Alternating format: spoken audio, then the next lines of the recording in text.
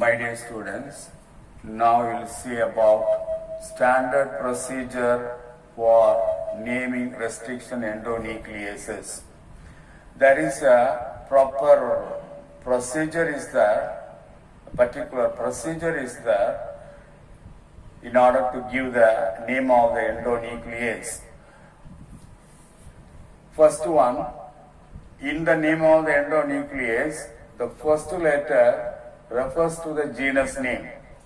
Then followed by the first two letters refers to the species name. The next letter, strain of the organism, strain of the bacterium. And the final Roman numerical, that refers to order of the discovery of that particular enzyme. For example, ECO R1. It is a restriction enzyme present in the Escherichia coli. E, first letter, refers to Escherichia, that is the genus name.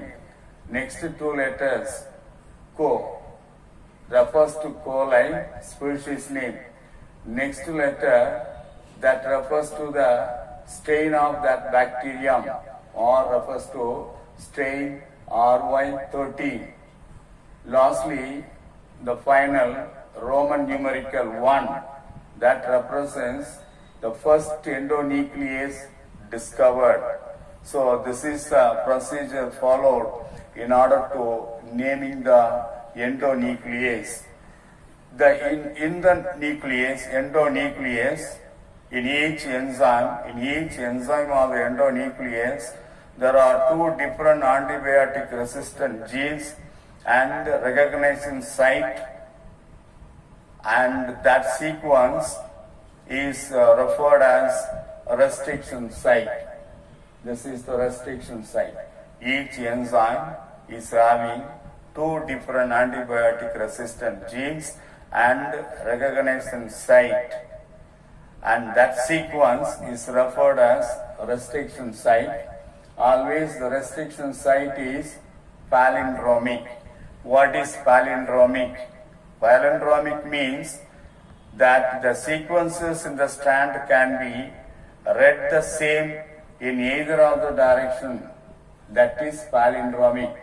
When any sequences in the DNA strand can be read the same in either of the direction, that is called palindromic. For example, we will take the common example, Malayalam. Malayalam can be read in the forward direction as well as the backward direction. So it is the word or name or sequence that can be read the same in either of the direction. Palindromic repeats. Palindromic repeats means symmetrical repeated sequence present in the DNA. In all the DNA, symmetrical repeated sequences are there. Those symmetrical repeated sequences are called palindromic repeats. For example, this is one of the DNA strand having the nitrogenous bases of Ca, Tt, At, At, Aa, Tg from 5' to 3'.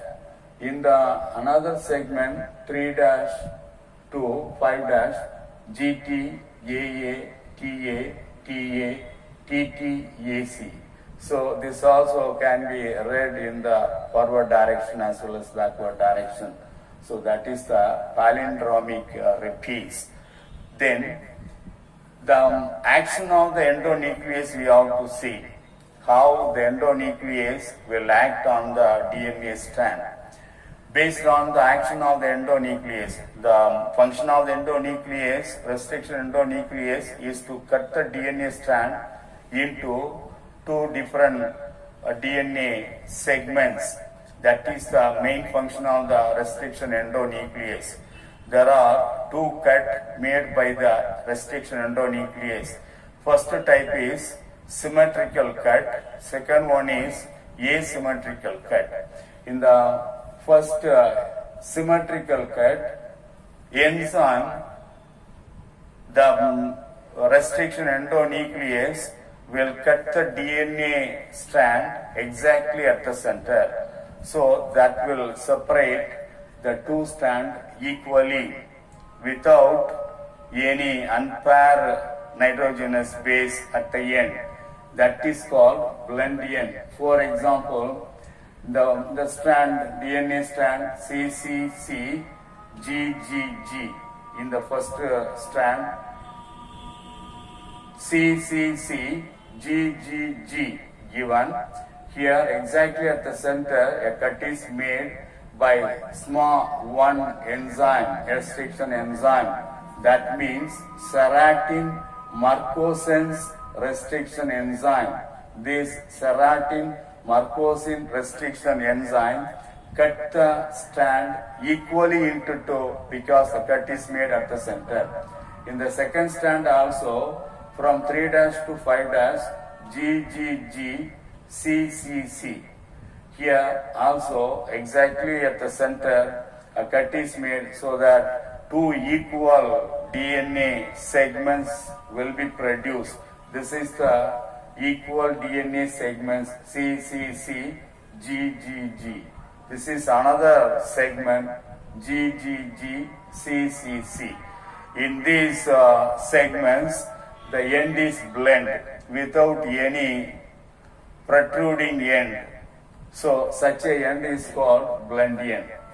The second type of cut, that is considered as the asymmetrical cut. In the asymmetrical cut, the restriction endonuclease will make sticky ends in the DNA segment. Enzyme produce protruding ends in the DNA strands due to cleavage. Such a cut is called asymmetrical cut. For example, from 5' to 3', this is the sequence nitrogenous base, arrangement of the nitrogenous base GAA TTC. Here the cut is made in between G and A at the beginning. In the second strand, from 3' to 5' C TT AA G. Here cut is made at the last between A and G, so that will make staggered end or protruding end or sticky end at the end of the DNA segment. This is the protruding end, or this is the cohesive end, this is the sticky end.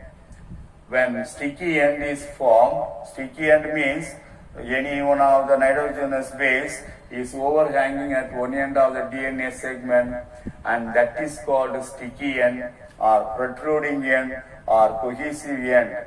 And the DNA segment having sticky end, protruding end, that is due to the asymmetrical cut.